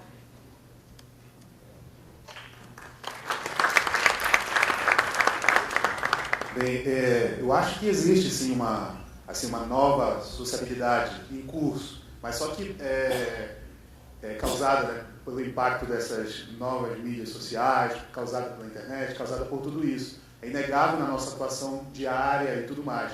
Então, isso causa, né, também uma mudança no padrão, também de se fazer movimento. Então, vivemos um período transicional, né, e todos os períodos transicionais, né, que a gente tem notícia na história, ele tem características do velho e também do novo. Então, essa é natural, né? Quando o amigo veio aqui falar, não, porque isso aqui é mais do mesmo, mais do mesmo. Claro que existe elementos do velho movimento, não existe só novo. É um período transicional. Então, coexiste esses elementos, né? Então, nunca vai ser absoluto, né, esses novos movimentos, digamos assim, surgidos em junho, mas que, sem dúvida nenhuma, mudaram a forma de se fazer, né, a partir seja de eventos do Facebook, seja a partir dos grupos, a partir do Twitter, a partir dessas relações, foram muito importantes e essenciais em alguns casos. Acho que, para concluir, né, a relação em Belém, que talvez tenha sido importante também, é a relação com os movimentos populares.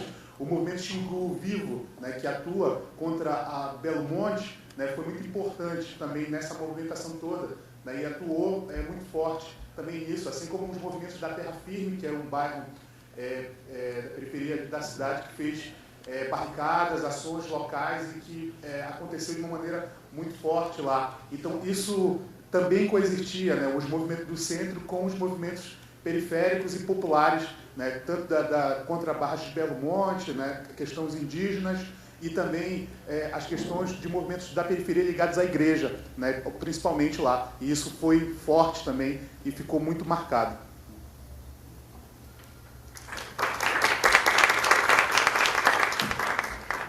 Bom, eu acho que eu não consegui ser claro o suficiente quando eu fiz a minha exposição, até porque eu acho que o que eu queria falar, acho que demoraria muito mais tempo.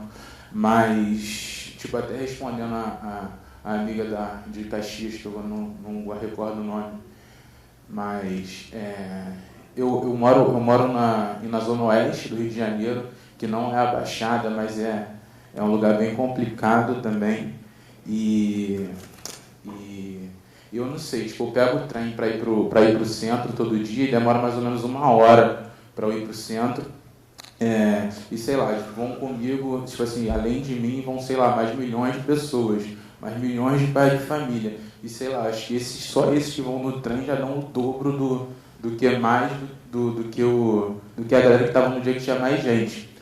Então acho que é essas pessoas que não estão, tipo, não sou eu, sei lá, um jovem de 25 anos que apesar de morar que moro na Zona Oeste, mas eu sou fotógrafo e estudo, frequentei a universidade. O que eu falo é tipo pai de família, o cara que é auxiliar de escritório na Rio Branco e ganha, sei lá, um pouco mais de 2 salários mínimos ou até menos do que isso. Essa pessoa que não vai à manifestação. É sobre esse perfil que eu falo. E outra questão assim, que eu ia falar que é bem importante, acho que é fundamental, é a questão da educação, cara. A educação, ela mais aprisiona do que liberta. E tipo, se eu leio bastante o Eduardo Galeano, né? E tipo, acho que se eu fosse fazer uma interpretação a partir da leitura dele, acho que eu falaria que essa luta é a luta pelo direito de sonhar, tipo, nada mais do que isso. Que as pessoas realmente são presas e são furtadas esse direito de sonhar, só isso. Sim, em respeito à mesa, eu nem ia falar, mas Renata perguntou especificamente para mim, então vamos lá, rapidinho. Eu queria concordar que eu acho que a periferia estava na rua sim, assim, no Rio, aquele que deu 1.800.000 pessoas, a classe média do Rio não é tão grande assim, a gente reconhecia pessoas da periferia, participei lá no Rio também, e em Fortaleza. O Castelão, que é o estádio, fica na periferia da cidade e a comunidade da Serrinha, além de estar na marcha, a Laga Mata estava lá, Raiz da Praia, algumas ocupações, a gente reconhecia essa galera lá. A comunidade da Serrinha acolheu muito, na hora que começou a porradaria, assim, conheço várias pessoas que entraram na casa de moradores, que abriram as portas e ficaram lá, horas esperando a polícia procurar outra coisa para fazer. E outras atividades continuaram a ser promovidas lá na Serrinha. Em relação à pergunta da Renata especificamente, assim, em que isso vai dar, assim, essa capacidade de mobilização que as ruas tiveram, não faço a menor ideia. Assim, eu acordo e durmo com essa pergunta, mas eu acho bom que ela exista, assim, que bom que a gente tem essa possibilidade concreta de questionar. Tem pessoas novas nas ruas, assim, eu venho do movimento de moradia, 7, 8 anos militando no movimento de moradia lá em Fortaleza. Eu não percebo pessoas novas que saíram desse movimento nas ruas se agregando a esses movimentos tradicionais, nem ao comitê da Copa mesmo, são as mesmas pessoas que continuam carregando o piano, né, do dia a dia, mas tem a ver também com o formato falido desses movimentos tradicionais, assim, né, as pessoas estão buscando outras coisas, e aí eu penso nessa luta das comunidades ameaçadas de remoção pela Copa, estava conversando ontem sobre isso, assim, talvez estivesse na hora de um Ocupe Trilhos, que é a comunidade dos trilhos que está sendo ameaçada de remoção, assim, mas ao mesmo tempo, a galera ocupar lá para impedir que o trator passe na casa das pessoas, mas ao mesmo tempo levar polícia para lá, mais do que no dia a dia eles recebem, isso pode gerar morte, pode gerar, a gente tem visto isso em Fortaleza, assim, tem um medo de atrair essa repressão toda que as manifestações têm atraído para uma comunidade ameaçada de remoção, talvez seja um caminho arriscado. Acho que a gente tem que ter cuidado também com isso. Assim. Tem as pessoas já propondo Ocupe Trilhos lá em Fortaleza e a gente fica com o pezinho atrás. Então, enfim, eu acho que, sem dúvida, existe um processo acumulativo que essas ruas têm trazido, que promovem encontros entre pessoas tão diferentes, encontros que parecem efêmeros, mas ao mesmo tempo acho que são muito inabaláveis, estão sendo construídos consciências e identidades entre pessoas que não se encontrariam se não fosse esse movimento das ruas. Assim, essa greve dos professores do Rio não teria acontecido se não fossem as ações de junho, o Cocó, sem dúvida, não teria acontecido se não fosse a manifestação do Castelão. Então, eu acho que, enfim, esse debate em que vai dar tem que ser feito, mas eu acho que tem que ser feito na rua, né? A gente evitar sair da rua e agora voltar para essas salas com ar-condicionado e ficar debatendo, tentar não tirar o pé da rua. Acho que esse debate está sendo travado lá, especificamente. Obrigada. Queria agradecer a participação de todas e todos aqui, todos que fizeram intervenções também. São 4h15, a gente dá 15 minutinhos, acho, de intervalo. Volta para cá às 4h30. Queria pedir para quem está utilizando tradução simultânea, para já vir para cá com a tradução simultânea às 4h30. Ok? Muito obrigada. Bom, eu vou chamar para compor a mesa o segundo encontro que dizem as redes e as ruas, a construção de um novo mundo. Eu chamo de Porto Rico a Sofia Gaissa, do Ocupe Nova York. Do México, a Laura Citali Murilo Cortes. Do Chile, a Giovana Roa Cadim. Do Rio de Janeiro, Pedro Barbosa Mendes. E a Janaína de Porto Alegre. Como a gente está com a programação um pouco apertada, a gente faz essa mesa, as pessoas expõem as suas experiências, mas a gente não vai abrir para fala, tá? Para fala da plateia. Depois da última mesa, a gente abre para fala e a gente fica mais tempo no debate, tá bom? Porque a gente começa às 7 horas a outra e a gente fala, a gente discute as experiências de todos os países, pode ser? Quem quer começar? Todo mundo está com o tradutor que precisa?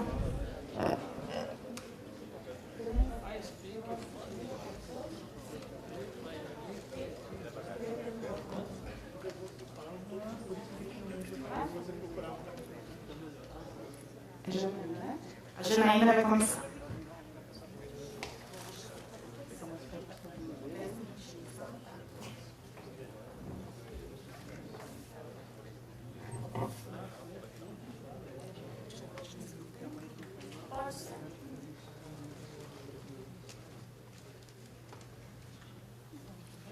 Eu sou Janaína, de Porto Alegre, sou da Casa da Cultura Digital de lá. Nós não somos um movimento em si, mas é mais um coletivo. E eu vou trazer aqui uma experiência que eu vou sair um pouquinho do que foi falado antes, que era as abordagens que aconteceram em Porto Alegre nas ruas e nas outras cidades, mas eu vou trazer uma experiência paralela que nós tivemos, porque nós sentimos muita falta da questão de instrumentalizar alguns dos manifestantes que estavam na rua que não entendiam, principalmente a parte da questão do transporte público, da tarifa. Muitos reclamavam de questões de preços e várias outras coisas, mas não entendiam o processo de como isso era feito e o que podia realmente ser mudado, ou o processo de contratação e licitação e tudo mais que tinha sido feito.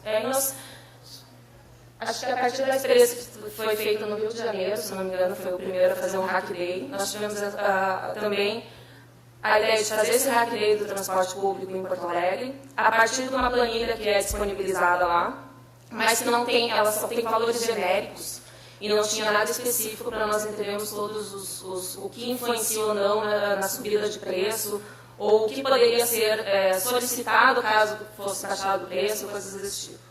Então, a nossa ideia é a partir disso. Nós fizemos uma chamada pública, daí, nas redes sociais e tudo mais, para quem quisesse participar desse Hack Day, e com isso surgiu o Alex Panato, que era um estudioso, que ele tem um blog já a respeito do transporte público, e ele já tinha um princípio de uma tabela, onde ele fez o processo inverso. Como a prefeitura não disponibilizava essa formatação, a tabela original da formatação de preço, ele pegou o que a lei municipal diz do transporte público, pegou os valores genéricos que eram disponibilizados e ele fez a planilha para chegar. E a partir dessa planilha que a gente começou a trabalhar no Hack Day. Aí eu vou abrir a planilha para vocês terem uma ideia dos valores, não valores, mas tudo o que influencia, né? E a partir desse estudo, que ela é bem completa e é uma tabela que tem todos os índices que podem ser alterados. A partir dessa tabela, a gente começou a pensar, então, nós temos que traduzir isso para a população de uma maneira que todo mundo possa visualizar e brincar de como, então, podemos achar esse valor dessa tarifa. E com isso a gente fez um site. Os encontros aconteciam dentro da CCD, né? Nós fizemos até a primeira apresentação desse Hack Day no FISLE, lá, do Fórum do Software Livre. Só algumas imagens para vocês verem. E aqui. Aí nós temos esse site, que a ideia era colocar os itens que compõem a tabela e compõem o preço da tarifa, para que todo mundo que acessasse pudesse brincar com itens, selecionando e ver o quanto isso mudaria o valor final. Mas o que mais causou polêmica é que nós não tivemos... nós não queríamos, na realidade, trazer assim, itens que a gente concordava somente ou não. Nós trouxemos todos os mais variados itens possíveis que surgiram nas discussões. Então vocês vão ver que tem coisas bem polêmicas, como a parte de não ter mais o cobrador, ou coisas desse tipo, que de repente desencadearia em demissões ou coisas desse tipo. Mas a ideia era realmente trazer para a discussão todos os itens que podem ser alterados dessa tabela e fazer com que a população começasse a gerar sua própria, seu próprio formato ou visão daquilo que era possível mexer ou não, e publicar isso na internet e começar a movimentar essa discussão. No final da tabela do site você tem uma outra parte que daí ali vai explicar certinho cada um dos itens que compõem isso, tá? E todo esse material ele foi disponibilizado em código aberto também, e a gente começou a tentar replicar e tentar fazer uma conversa com outras cidades que queriam ter esse tipo de material também para trazer discussões. Então essa tabela ela pode ser customizada conforme a sua lei municipal. E aí nós tivemos a procura do pessoal de São Luís, o pessoal de Salvador, da própria Rio de Janeiro, que começou a querer levar tudo isso para tentar fazer a customização dentro da sua cidade. Né? E foi muito legal, porque a partir de todo esse material começaram a surgir propostas.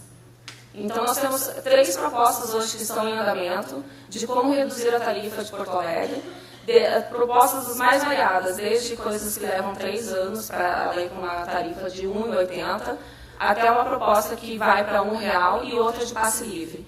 Então, são estudos que ainda estão acontecendo, que era para ser um Hack Day, foram 8 encontros para dar nesse site, mas um grupo que ainda está formado e ele ainda está trabalhando em cima dessas propostas, para depois formalizar tudo isso e tentar achar ou vereadores, ou pessoas que queiram levar isso numa instância mais como o Estado, de tentar realmente viabilizar e essas propostas serem escutadas de alguma forma, ou tentar fazer isso de uma forma concreta, né, de trabalho. E a partir então dessa experiência, o mais legal de tudo é que o grupo que antes não se conhecia, né, foi formado realmente numa chamada aberta, e no primeiro encontro tinham 20 pessoas, que no final ficaram 8. Mas isso nos deu um modelo que hoje a gente está fazendo também com a questão das obras da Copa. Que são Hack Days que vão começar a acontecer agora em dezembro, com o mesmo propósito de estudar os planos, tanto de a parte de arquitetura, quanto engenharia, tudo mais, tentar bater preço. Estamos trazendo a universidade também, engenheiros e tudo mais, para poder participar e fazer essa análise técnica. Só que, claro, a grande dificuldade é o acesso aos projetos que a prefeitura não libera, mas a gente vai tentar fazer o mesmo modelo, então, se eles não liberam o oficial e o que está sendo feito, nós temos o primeiro projeto que foi lançado e tentar fazer essa comparação do que está sendo realizado com o projeto original. E a nossa hoje maior briga em Porto Alegre é a questão dos dados abertos, né? Porque nós entendemos que para estarmos na rua e reclamando, a gente tem também ter todo o conhecimento por trás disso e ter esse tempo de sentar e analisar questões que às vezes são muito burocráticas e chatas, mas que são necessárias. Então nós estamos brigando muito pela questão do projeto de Open Data, que a prefeitura acabou de lançar isso semana passada, mas ela é bem rasa e está cheia de problemas, tanto que o nosso estudo do transporte público em matéria de dados ele é muito mais avançado do que foi liberado pela prefeitura. Então estamos hoje numa briga super acirrada com a prefeitura com isso, de contestar todas as áreas, foram 6 áreas liberadas e nós pretendemos estudar todas elas. Mas são encontros que acontecem semanais, então a gente trabalha dentro do tempo de todo mundo.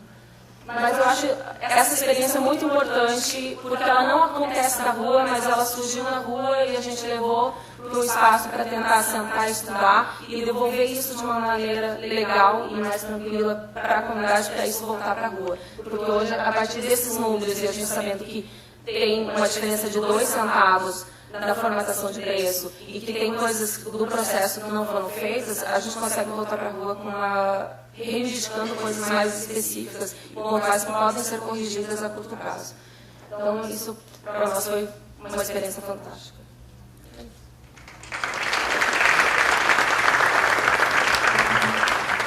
Obrigada, Janaína. Quem quer falar agora? Giovana? Sim.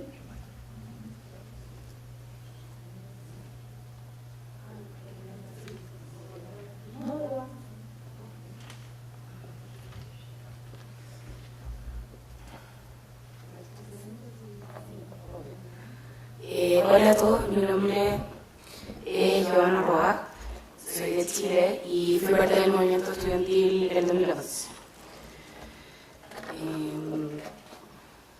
Bueno, a mí me tocó estar desde la dirigencia de la Federación de Estudiantes de la Universidad Católica, que es una universidad bastante importante en Chile.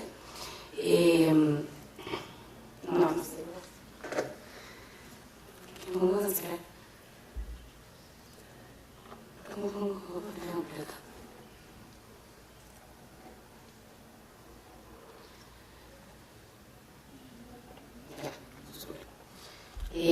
Bueno, para contextualizar, efectivamente las movilizaciones sociales que tuvimos en Chile durante el 2011 tuvieron un carisma bastante diferente a movilizaciones tradicionales que se habían dado dentro del mismo país y fueron bastante más masivas y porque tenían raíz en altas cifras de desigualdad que tenemos en Chile. Yo acá les traje un gráfico que muestra el porcentaje de ingresos que acumula el 0,1% más rico de cada país. Y Chile es uno de los más altos del mundo, y eso es el 0,1. Después, este gráfico nos muestra cómo se hace la transferencia tributaria. Más acá, más a la derecha de Chile, podrán ver que la transferencia tributaria de vuelta a los ciudadanos es muy baja, en términos de gasto estatal.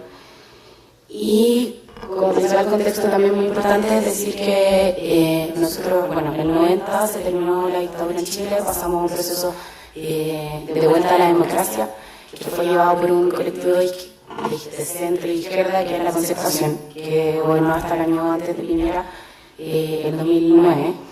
Y la verdad es que el paradigma que estaba muy arraigado en Chile era que entre el 90 y el 2011 era que las cosas eran en la medida de lo posible y que las cosas eran como eran porque era lo que se podía en un estado de transición.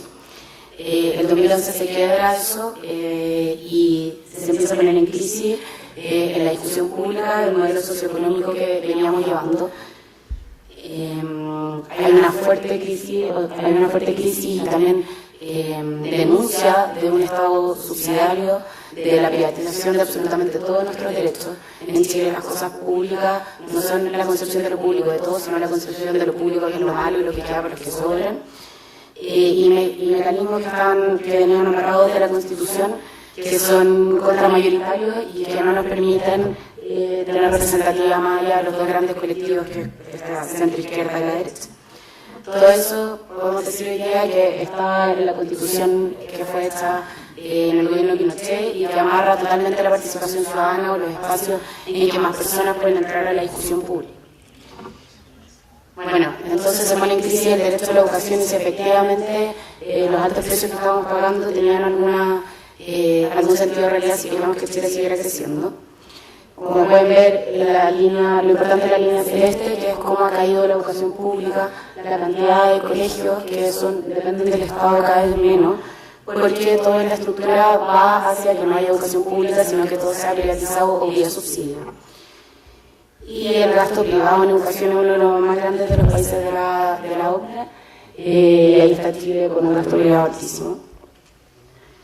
Y lo mismo con el financiamiento fiscal de la universidad y los institutos y los establecimientos educativos.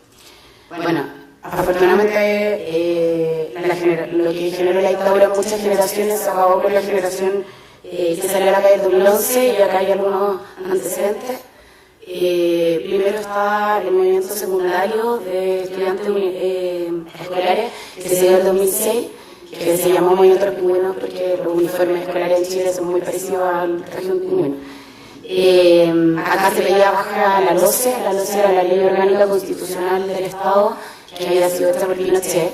Y hay que decir que un antecedente muy importante de la organización que tuvieron los secundarios en 2006 es que a finales del 2005 se implementó un proyecto que se llamó Proyecto Enlace, que daba por obligatorio tener un computador en cada escuela pública con acceso a Internet. Y yo no sé si son muy conocidos a nivel regional, pero en Chile bueno, eran muy populares los Fotolog, que eran como pre-Facebook en que uno subía fotos.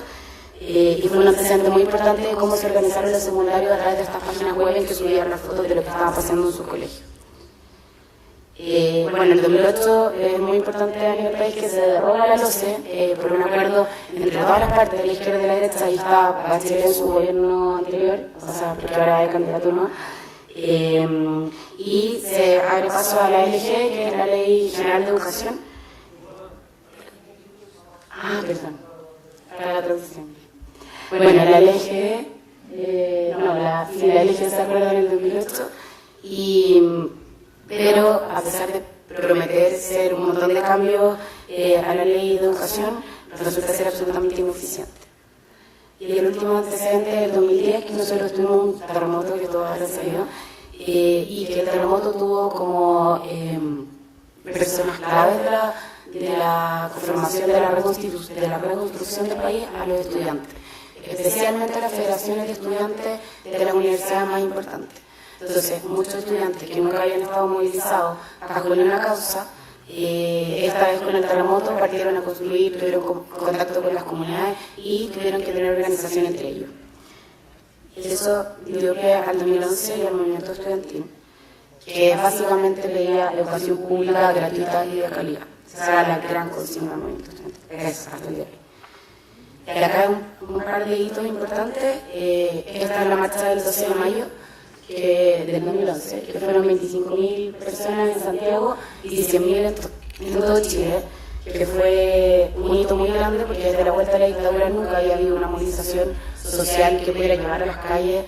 En Chile ahí está la Alameda, que es la gran calle que está al frente del Palacio de Gobierno, que en su minuto Allende dijo: yo voy a abrir las grandes alamedas al pueblo. Bueno, las grandes alamedas estuvieron cerradas hasta el 2011 porque nunca nadie había tomado las calles con tanta gente. Después, el 1 de junio, otra fecha clave, 100.000 personas en Santiago marchando. Y ahí comienza un proceso en que empieza a aumentar la represión por parte de la policía, también bastante detonado por algunos encapuchados que habían en las manifestaciones. Y ante eso el movimiento decide tomar un cambio de rumbo que tiene que ver con la unidad de todo el movimiento. El movimiento estudiantil no se va a romper porque hubiese violencia en las calles. Repudio a todo tipo de violencia, incluida la de los encapuchados. Empezó a pasar que constantemente en las marchas, cuando llegaba gente con capucha, los mismos manifestantes los encerraban y los sacaban del flujo de la marcha para que pudiera seguir la marcha adelante. Apoyo transversal de la población, de todas las edades, de todos los sectores económicos a la causa de los estudiantes. Y por último, la creación de simbolismos históricos que venían de la herencia izquierda de la dictadura. Entonces, así es como no se aflojó en la calle. En Chile, cuando llueve, todos nos encerramos en nuestras casas, no salimos a la calle. Y esta marcha tuvo más de 25.000 personas y fue llamada la Marcha de los Paraguas. Y gracias a Twitter y Facebook, toda la gente supo que tenían que ir con su paraguas ese día y que se iba a marchar igual. Y fue un momento muy importante también. Y después, uno de los días que más represión hubo, en la noche se llamó a un cacerolazo. Y eso fue muy importante porque en Chile los cacerolazos están asociados a las señoras de derecha, a las señoras muy bien, que en algún momento antes del golpe le recriminaron a Allende que no tenían nada para cocinar en su casa. Entonces las señoras muy bien salían de su casa y tocaban cacerola. Y el movimiento estudiantil lo que hizo fue resignificar el símbolo y hacer un cacerolazo por la violencia que se está viviendo y que la presión policial está muy negática. Acá yo les quiero mostrar un video que creo que resume muy bien todo lo que estamos hablando.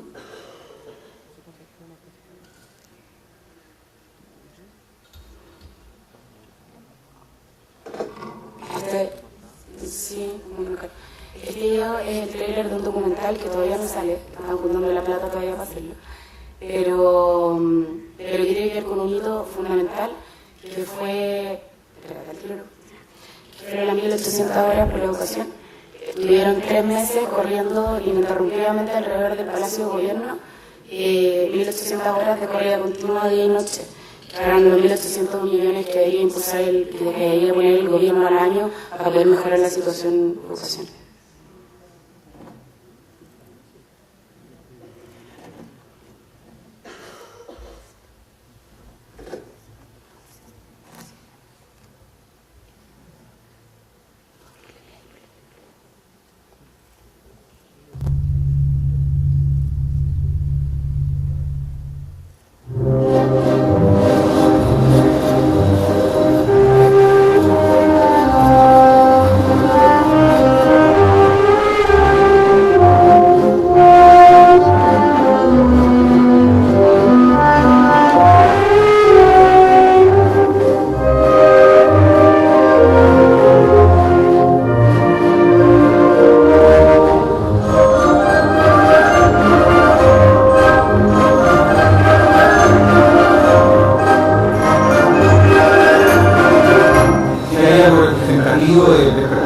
habrían sido ustedes.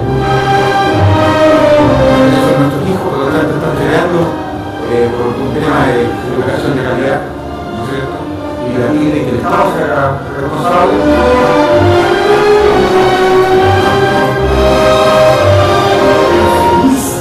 De la generación de los vivos, nosotros somos de la generación de la dictadura, temeroso, miedoso, y esto tiene que ser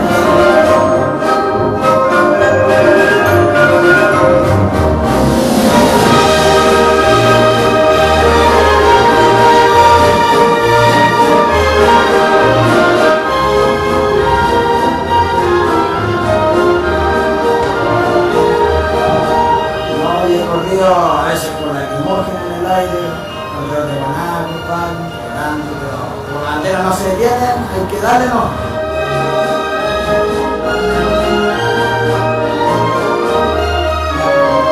Genial, auténtico, han recorrido la noticia a nivel mundial.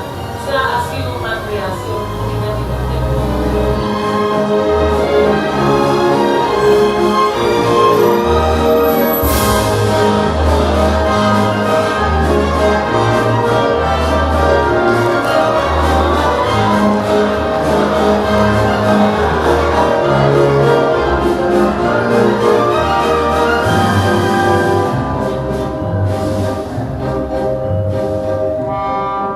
Veo esto como una fórmula que quizás se debería haber vivido muchos años y habría compañeros míos corriendo conmigo y que no están. Y no lo logramos porque no hicimos esto, ¿no? Porque no fuimos creativos, porque no fuimos pacíficos.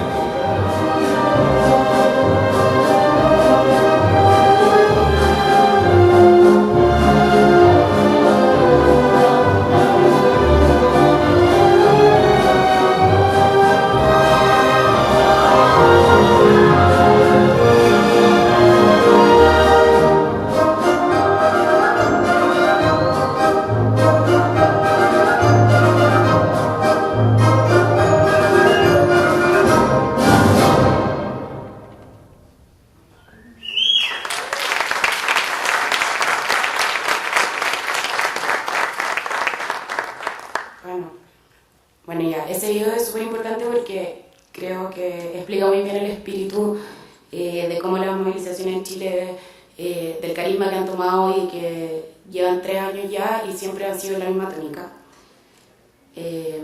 Bueno, por lo tanto, están estas nuevas formas de innovación en el espacio público. Esta fue una marcha, o sea, no, una manifestación que era una gran besatón al frente del Palacio de Gobierno. Y fueron miles de personas a besarse al frente del Palacio de Gobierno por una ocasión pública. Bueno, y esto de nuevo es del video que les acabo de mostrar.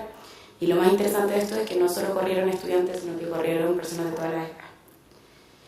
Y para terminar, les quería contar que como es un movimiento un poco más maduro, o sea, no es más maduro, sino que lleva más tiempo, partimos en el 2011 y ya llevamos un montón de años en la calle, ya hay personas que han salido del movimiento estudiantil y estamos, muchos se fueron a partidos políticos, otros hicieron organizaciones de nuevos colectivos. Yo acá puse Revolución Democrática, que es la que yo pertenezco, la que formamos después. Y lo importante es que el movimiento estudiantil en Chile ha derivado en no dejar nunca la institución y la calle a la vez para poder formar al medio los cambios necesarios.